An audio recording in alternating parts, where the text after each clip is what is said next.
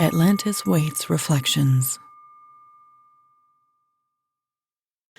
Welcome to Atlantis Waites Reflections. I am Atlantis Waites, and today we have Angel Nelson here today. We're going to be talking today about soulmate connections in astrology. So I have Angel here. She is one of the most important connections I've had in recent years. She's awakened many things within me. I am not who I would not be me if it weren't for her. So say hi, Angel. Hi, everybody. I'm glad to be here. Thank you for inviting me to join you. I don't have her on video today because of some technical things, but she's okay with just being on audio. So you saw a picture. I'm going to post it. All right. So we're going to talk about this. So basically, let's talk about when you and I first met back in 2019. You remember that, yeah? Like forever ago, yes. I know. It was a long time ago. And so it's 2019. We're both in Maine at that point. I lived in a 120-year-old house. And I think somebody from my husband's work said, you need to get your house investigated. Because of like some of the experiences we were having in the house. And we're just like, oh, there's a team out here that can do that. Oh. So Angel was actually the one that runs the team or ran the team at the time. And so I think that's how we initially met to investigate our old house that we had. And so we met with Angel Saturday morning or something like that. And so we go through the whole process with the whole thing. She's very, informative and all that good stuff. But what I want to pinpoint is just this, that after I had met Angel and like talked to her and understood like what she did, I was just like, this girl needs to be in my life. And she didn't know it yet. So she didn't know it yet. So I kept trying, like, we go through the whole process of having the house investigated and everything. She does it with her team and everything. She delivers the reports. She also does like the history and stuff on the property, which is amazing. But then after that, I was like, yeah, she still needs to be in my life. So I kept trying to like be friends with her. And I told my husband, and he will tell you to this day, Angel, he remembers me saying, I need to be friends with her. I need to be friends with her. And it's so funny because like in our charts, in doing the study on the charts and everything, what was actually that pulled us in together, Angel, is actually your Uranus squares my South Node. And so Uranus is the planet of, chaos and sudden things happening and stuff like that. Chaos, and as well as innovation and sudden change and improvement. And it's squaring my South Node, forcing me to let go of something and forcing me to change. But also South Node connections are very karmic past life kind of connections. Basically saying, you guys have karma together, and guess what? Now you're going to work it out. And boy, did we work it out, I'll tell you. Almost from the get-go. almost from the get-go, yes. And so it was Uranus squaring my South Node. And there's a whole bunch of things. So what I see here in the chart. Now, there is the one that really pulls on people and may be really interesting is because her Lilith is opposite my moon, almost exactly opposite. And what this is, it's like the mother versus the anti-mother. And to me, it's totally screaming, let's work out your mommy issues. Let's right? I don't know if did you experience that? Did you experience like the whole thing with, working on your mom issues? Because we all have it. I felt like we were always working on something. And positive, negative. It felt like either you were trying to teach me something and there was something I needed to learn, or vice versa.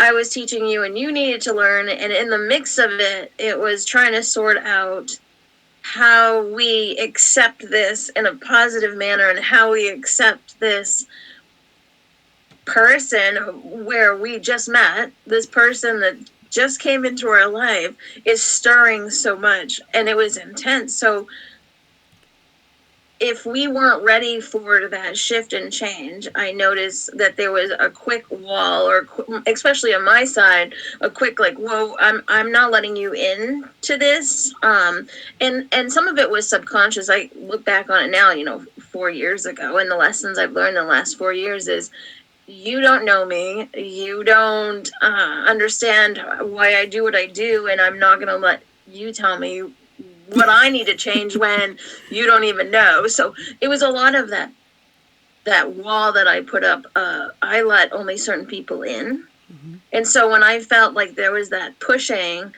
for a change, or even for me to think about something that I wasn't ready to think about, it was like, no, I'm good. And then that pushed back onto well, we need to do something about this. I need to fix this.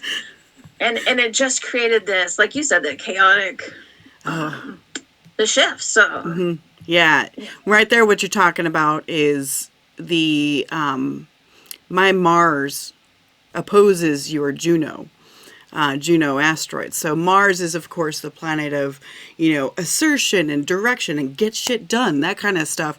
And meanwhile, Juno is the concept of relationships and what you see as ideal. So how my Mars was behaving was going, yes, we are interested in the same thing, but I'm like, let's do it right now. Let's do this right now. And she's just like, hold up. It's a very big wall thing. And the thing is, but then when she would say hold up, it would trigger some other aspects that were in my chart with my mother issues, that kind of stuff. Like, come on, I'm trying to do this. Yeah, that was fascinating with the whole thing, because it was very intense. Like, like she just said, it was very intense, and sudden things would happen that you're just like, I don't know what just happened. I don't know. It was interesting because I remember there was one time we were having a conversation with a group of people. It was all of us together and everything. And I said something, and your head swiveled and turned and looked at me.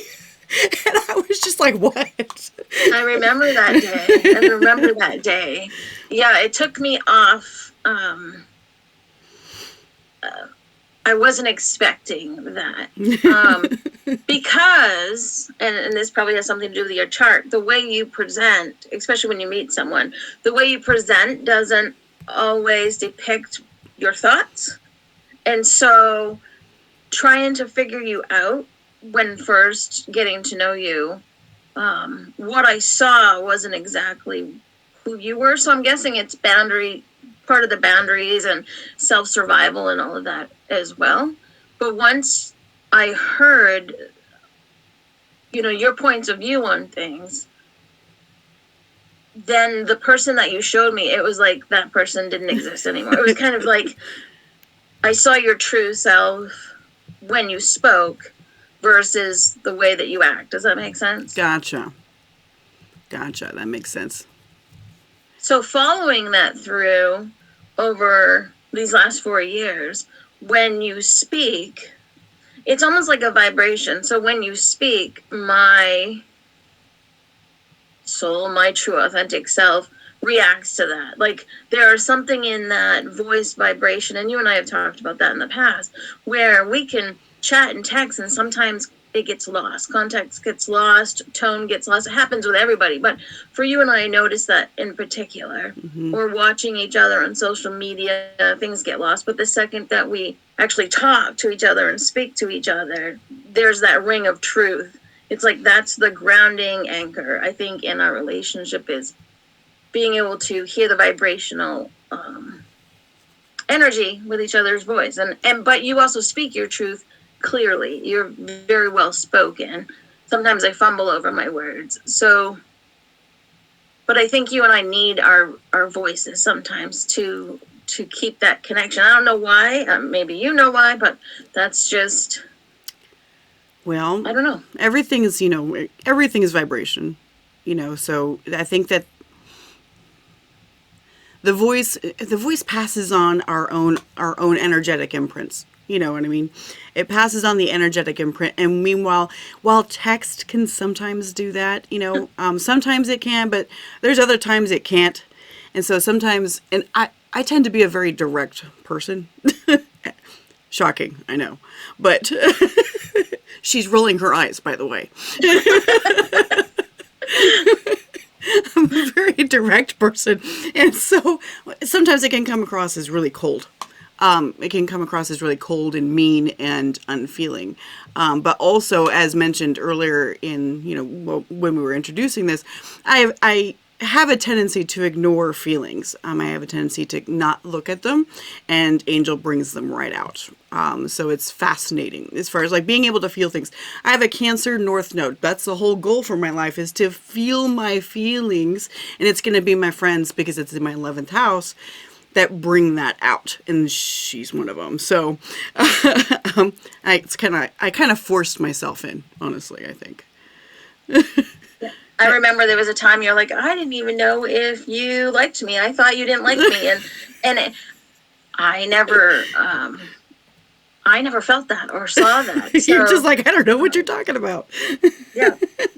But I have tunnel vision when it comes to work too. So a lot of my friends will say like they don't feel me or they can't sense me, and that's when I'm working. And you got to the point where you knew when I was working and you knew when I wasn't, just from Just the could energy tell. piece. Yeah, I just could tell. That's fascinating. And so what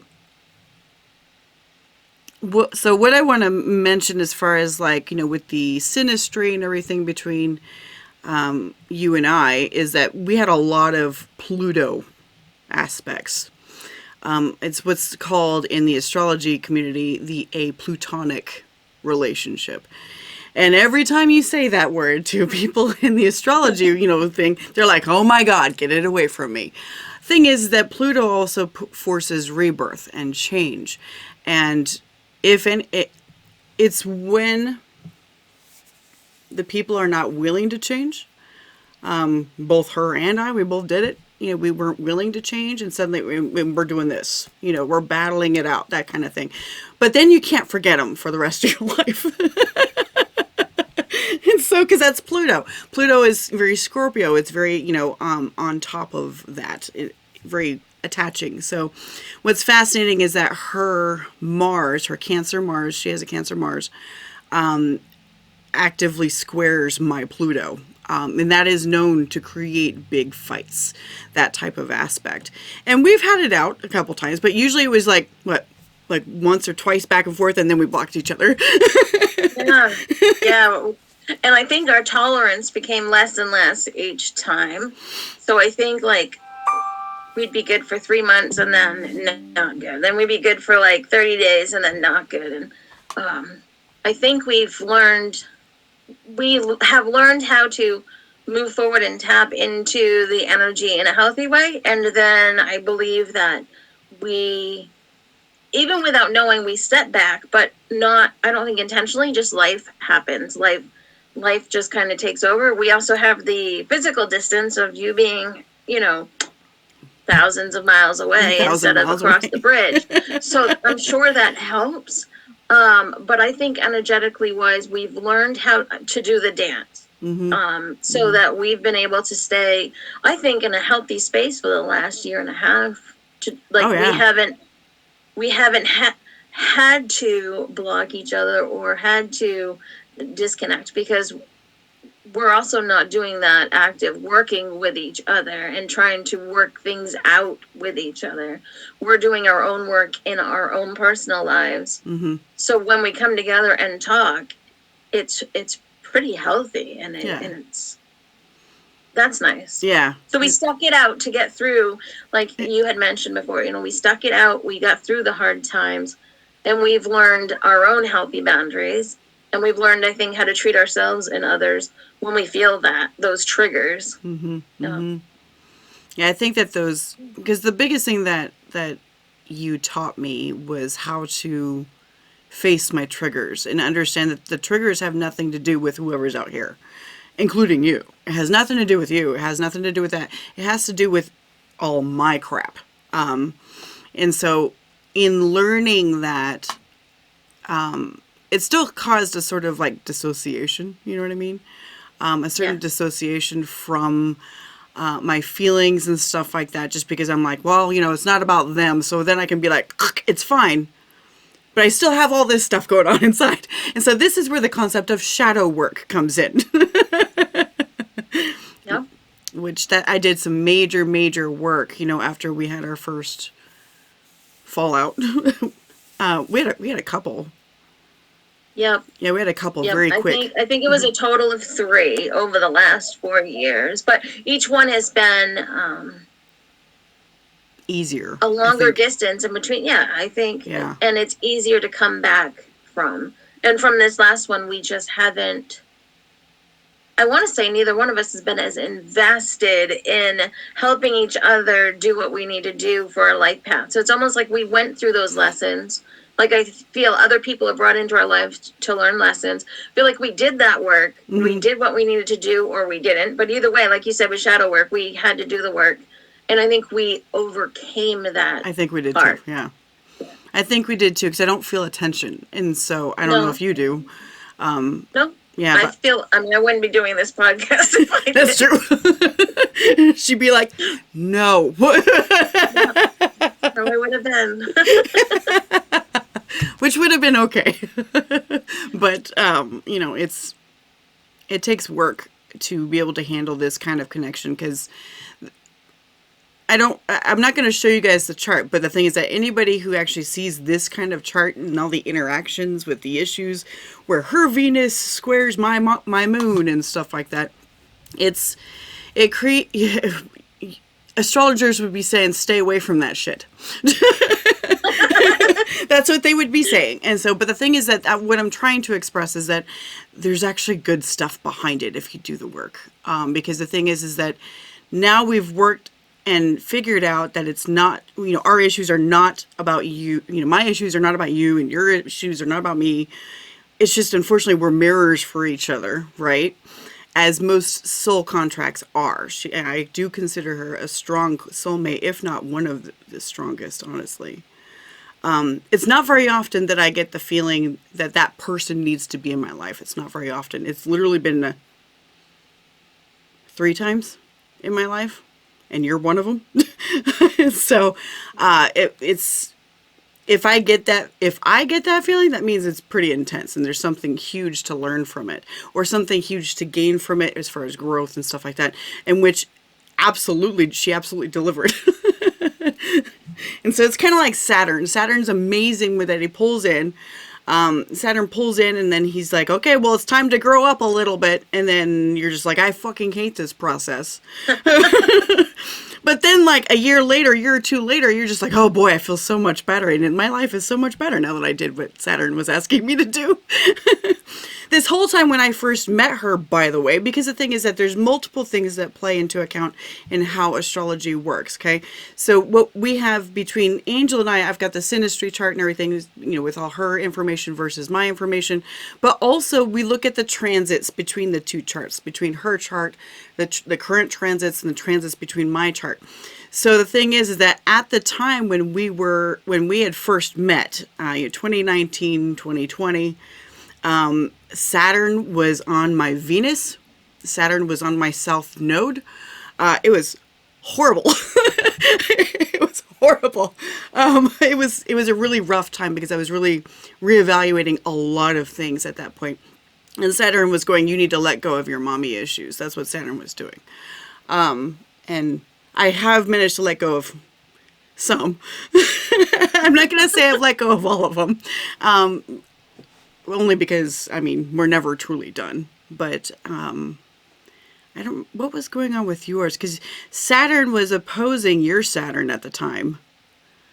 Yeah, because your Saturn's in Cancer, and at the time it was in Capricorn. And yeah, so you were going through your Saturn opposition. Okay, that explains everything. I didn't look at her transits before this, but now I'm looking at where they were at the time. And yes, you were in your Saturn opposition at the time. And Saturn oppositions are basically a time where you're just like, I am caged here and I need to get the hell out. Now, I'm not talking about relationships. I'm just talking about general life things where you feel like you're not growing anymore. And you're like, I can't do this while I'm being held back. Does that make sense? That's perfect, then. It does fit very well with, and since that time frame, I've never second guessed my life choices at that time. Yeah. So the choices that I made at that time, nothing has shaken me to go back to past things. Past like behaviors. I dropped what wasn't working and kept what was and never looked back. That was a very important time. Yeah. Very important time for both you and me. And so that was, we both helped each other through it, even though it kind of sucked. It was a great time though when we were getting along. Yep. It was the best of times. It was the worst of times. Yeah. But I can say that I too believe that you are a person that's meant to stay in my life. So no matter what's happening, even when we were blocked and we weren't communicating, there's still that thought, I wonder what they're doing, wonder how they're doing. And when we reconnected, 2 years ago now? Almost 2 years ago. Yeah, 2 years ago. Right about when I moved. Yeah. Yeah. I think that you and I had done the work where we could still be a part of one another's life, but we always kind of checked in on each other around the same time. There's that connection of, I wonder how they're doing, and it just happens to be that we check in around the same time that each other are thinking. I wonder how they're doing. I wonder what's happening. Or I'll watch things on your page, and I don't know what you do on. I watch yours too. I do. I notice we kind of have similar things going on, or our interests are similar. So it's kind of nice. It's a compass to know that, okay, we're right where we're supposed to be still. Yes, 100%. 100%. And it's fascinating. So it's like whenever I joked with myself that whenever I was up for like a lesson, I'm like, I better call Angel. Yeah. Well, I mean, because you're so, let's say this. She's very knowledgeable in regards to like a lot of the metaphysical things. So the thing is, that's what helped draw me to her in the first place, is the fact that she's very into the metaphysical. She has a first house Neptune, so she's very psychic, very into that type of thing. She does, energy healing. She does mediumship. She does all kinds of stuff. And so in her Mars, her Cancer Mars is conjunct my North Node, which basically says that what drives her pulls me right to it. And so she's kind of dragging me along for the ride. Willingly. I'm being willing. But the thing is that because my South Node's in Capricorn and not Cancer, I don't know what I'm doing.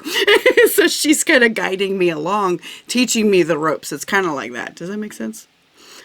Yeah, there was a lot of whys. And I remember just like, how come you just can't trust the process? I'm like, no. Right, because your Saturn, if I'm hearing you right, your Saturn was in a way where you needed to know the whys. You needed to learn the details. You needed to know the makeup of what was happening. And I was just like, just trust it, go with it, feel it, because I'm very, my top three are very feely, go with the flow, adapt. And you was like, no, that doesn't work for me. And so it was that constant like, trust me. And you're like, but I need answers. And then I think it switched. Can I tell them your big three? That's what would happen is you're like, just trust that this is how it's supposed to be. And I'm like, but it doesn't feel good. It doesn't feel right because I'm feely. Mm-hmm. And I think we did that dance for a couple of years. We did. Yeah. Yeah. She's very into how it feels. Can I tell them your big three? Sure. Absolutely. Okay. So she's a Gemini. And of course I'm a Scorpio, and everybody knows how Scorpios and Geminis don't really get along very well. For some reason. I don't know why. Well, in astrology, it's because it's in conjunct with each other, which means that there's imbalances and stuff like that. So it's just one of those things where it's just kind of like, maybe, But the thing is that I'm ruled by Mercury and so is Gemini. So it's kind of like gives a little bit of something there for me. And so, but so she's a Gemini with a Sagittarius moon that is opposing her sun. And then she has Scorpio rising. Her Scorpio rising is conjunct my Mercury, which basically says that everything that she presents herself to be is how I communicate, how I speak, how I think, that kind of thing. So we're very similar as far as that. And so I'm looking at your other stuff here.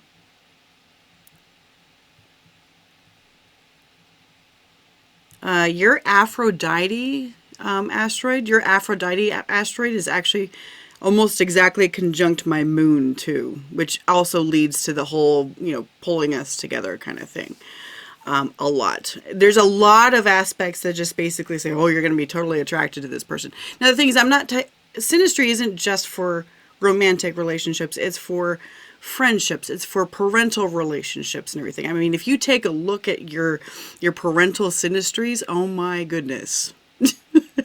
My son's Aquarius sun squares my sun. And the thing is, I see it almost every day in my interactions with that kid. And so it's one of those things. So when you say Aphrodite is conjunct my moon, Aphrodite is basically everything that she's very attracted to. That kind of draws you in, because the goddess Aphrodite, she's the goddess of love and relationships and that kind of stuff, right? And then with my moon right there, it's like I'm right on target. So it's kind of like a match fitting in, I guess you could say. But then you get all these Mars crap. Then we get all this Mars crap. Oh, and Chiron. Don't forget Chiron either. Because we have Chiron, her Chiron squares my nodes, both my north and my south node. That one feels very karmic to me, that connection. Where basically it's like you asked me in the, I'm going to say, the pre-birth planning. Do you understand what I mean when I say that? Pre-birth planning? Like before we were here? Yeah. Yeah. Okay. So it's like you asked me in the pre-birth planning, hey, you're going to help me out with some of my wounds that I carry throughout my whole life. And that was my job, because when it touches the nodes like that, it's my job to do it. That's very karmic. It's very past life right there.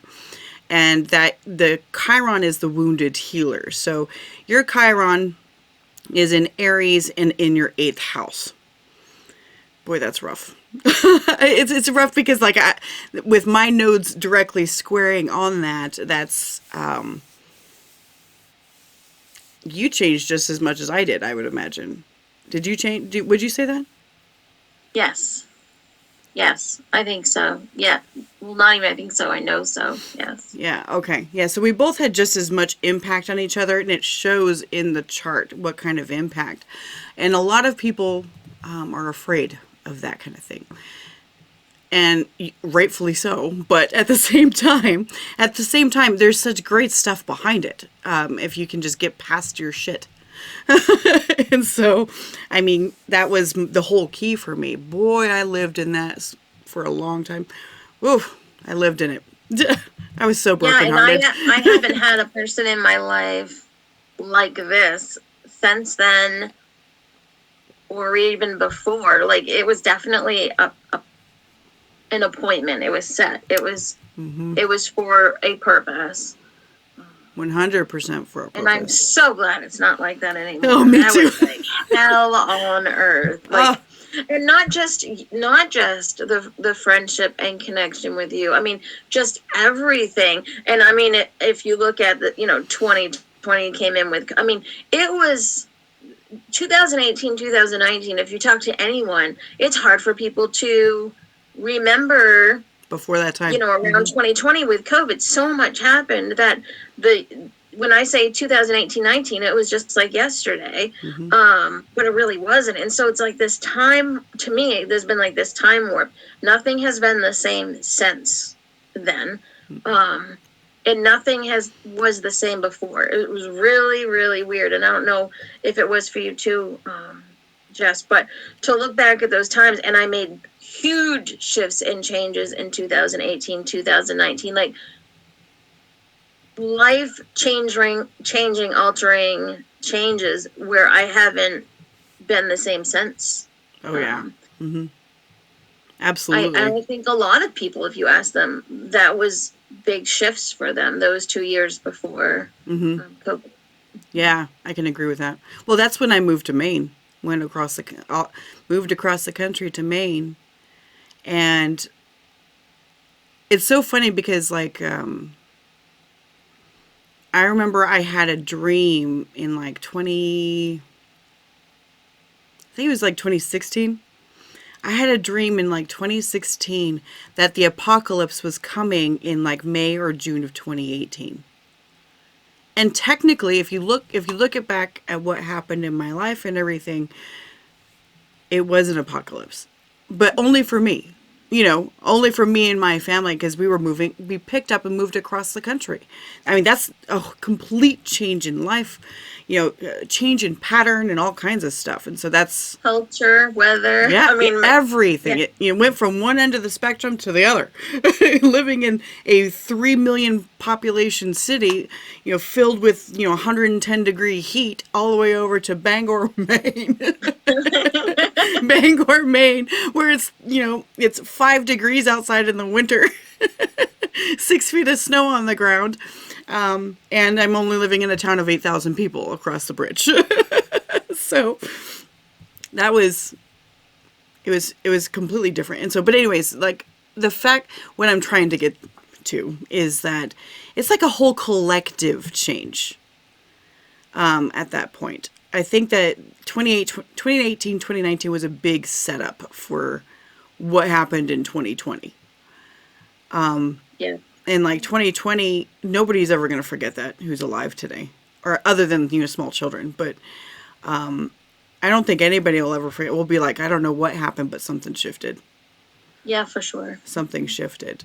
And so, and you and I met during that time, which is just makes it that much more, I'm just going to say, quote unquote, traumatic, that kind of thing. But also the thing is, I think that we leaned on each other in the initial parts of the whole COVID thing.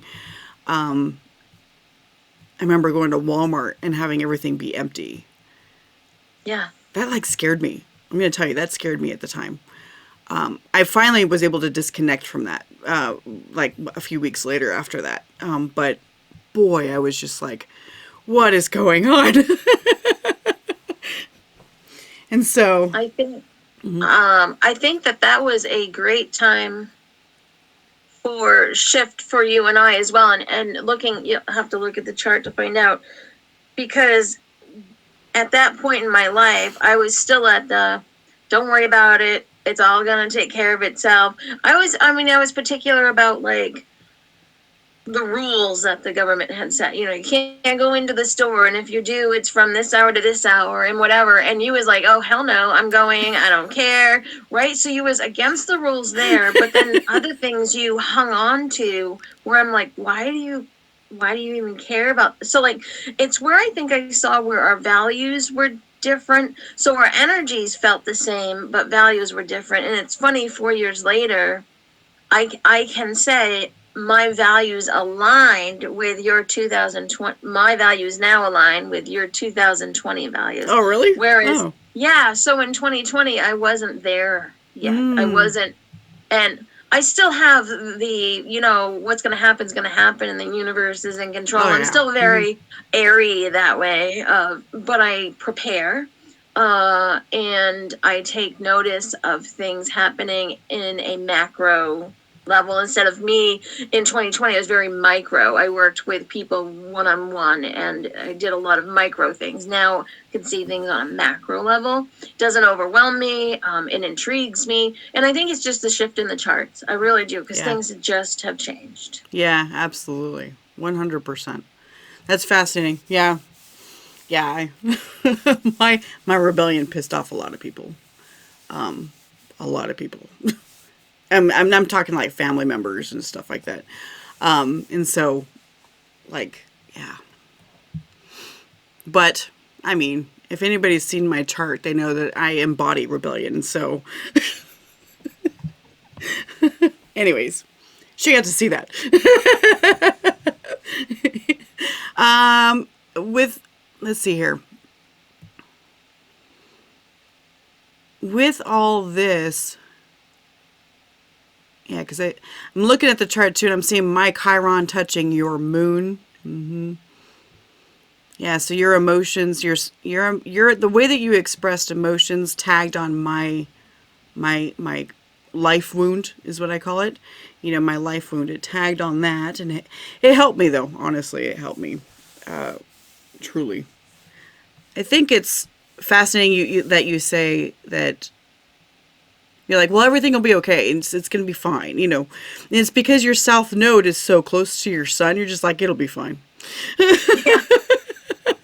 Your south node is so close to your sun. You feel perfectly comfortable in that Gemini energy of it. Things constantly changing. Yep. Meanwhile, I struggle with that.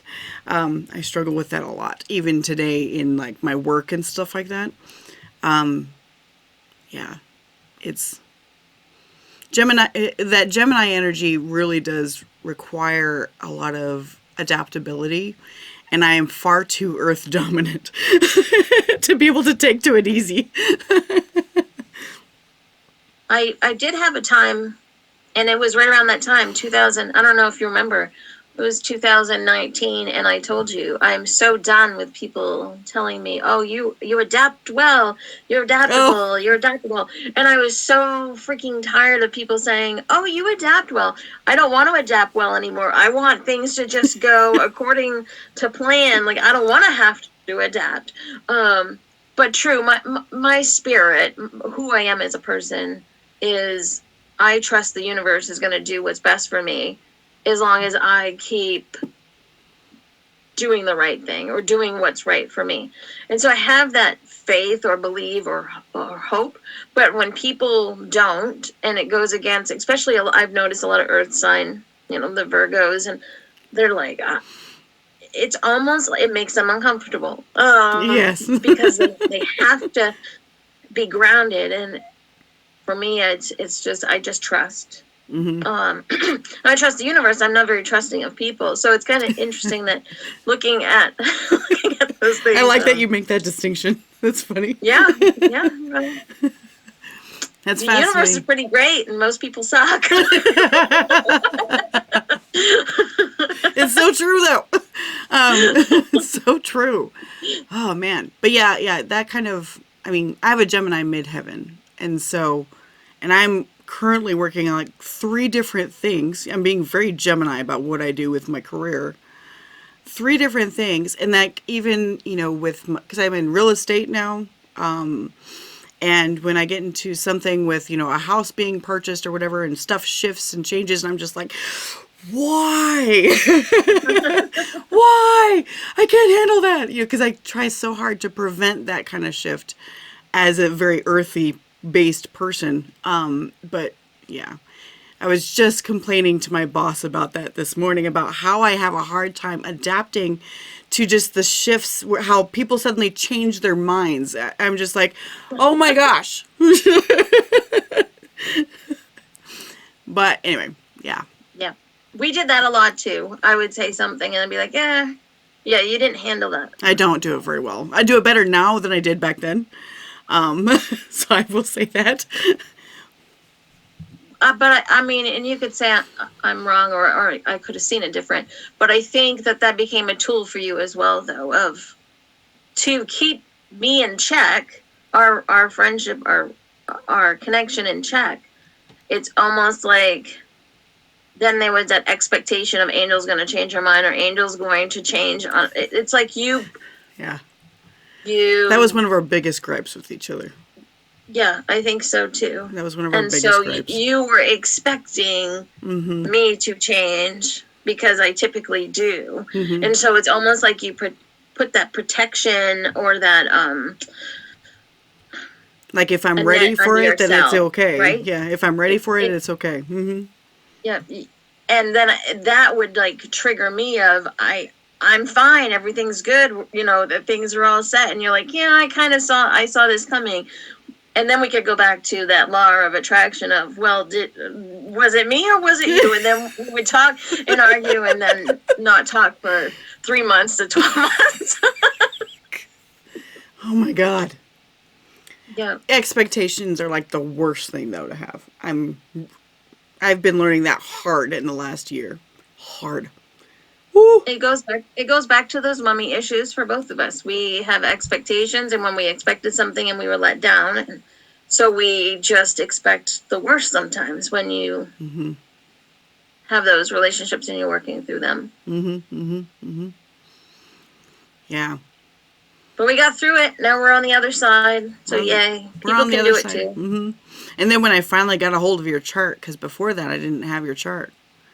And I wouldn't have even really understood it that well back then either, I don't think. Because now I've looked so much into charts and I talk astrology every fucking day because I'm insane. It's fascinating though. I think the whole thing's just fascinating because I can't disprove it and I'm trying to. But anyway, once I got a hold of your chart, and what was it, a couple years ago that I finally got a hold of it? Yeah, a couple years ago, I finally got a hold of your chart, and I was like, well, no shit. Yeah, I remember that. Yeah, it all made sense to you. I was like, well, no wonder. Yeah. This is one of those charts where I'd have been like, Jessica, stay away from that. Angels, stay away from that bitch. She's going to tear you up. But at the same time, it's very good to do so. That which you are scared to face is usually your best growth. Just because if it's just a straight no, it would just be a straight no. You know what I mean?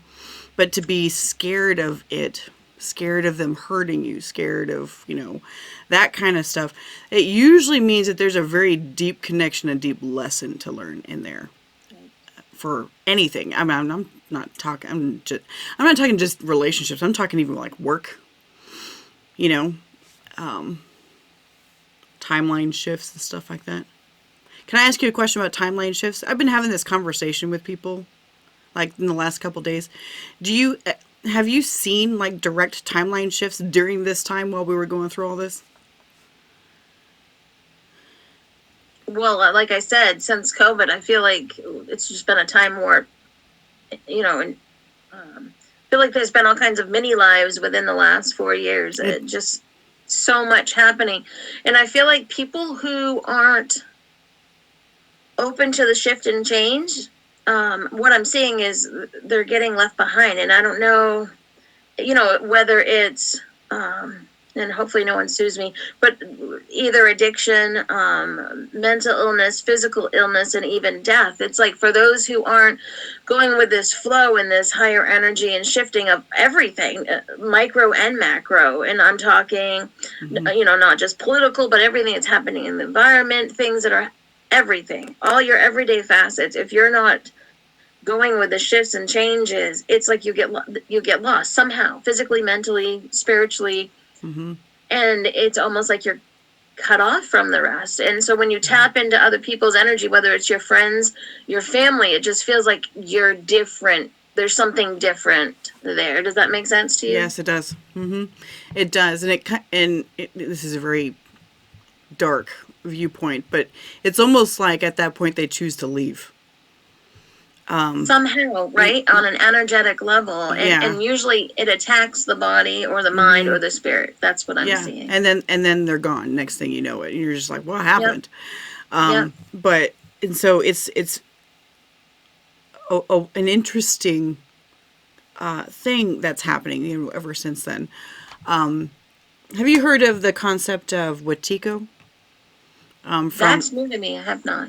So the concept of Wetiko is the Hopi prophecy legends. I don't know if you've heard about like the blue star Kachina and the red star Kachina. It's basically their story about how the purification is coming. Does that make sense? It's very Revelations style. Okay. Okay. It's basically their version of Revelations, and and the Hopi talk about the people suddenly having this thing. They call it Wetiko, Wetiko, and what it is a spiritual sickness. Where people are just losing their minds for no apparent reason. And they say that a lot of people will start to exhibit that as the day of purification comes. And yeah, I'm like, woo. Because, I don't know, because everybody shifted right after that 2020. Everybody shifted. There's been enough prophets, psychics, seers, mystics that have spoke of this time. It didn't matter what religion or culture. Mm-hmm, mm-hmm. I do think we just got notification our meeting is ending soon. Oh, is it? Oh, okay. But I think people have known that this was coming. It just looks different with different cultures and religions of what it looks like. Yeah. Did we get notice? I didn't see it. Yep. Okay. I did. Yeah. Oh. Will it automatically shut off on me? I don't know. We're going to find out. Okay. If it does, I'll call you back so we can say a proper goodbye. Okay. We'll do that because I don't know if it'll actually do that or not. But we should probably do that anyway because I literally have something else at 2:15. Okay. Yeah, well, let's do that then. So, okay. Thank you so much for being here. It's been a blessing talking to you. We need to chat more, honestly, I think. For sure. We could talk about a lot of topics. Yeah, we can talk about all kinds of stuff. And so thanks for letting me go through the chart and everything and get your perspective on that stuff. And so I appreciate you being here. Oh, thank you for asking me. It was an honor and a privilege, as always, to meet with you and speak with you. All right, great. Thanks. And I'll see you guys in the next episode. Thank you for joining me today on today's episode. If you want to connect further, check me out on social media, Atlantis Waites on Facebook and X.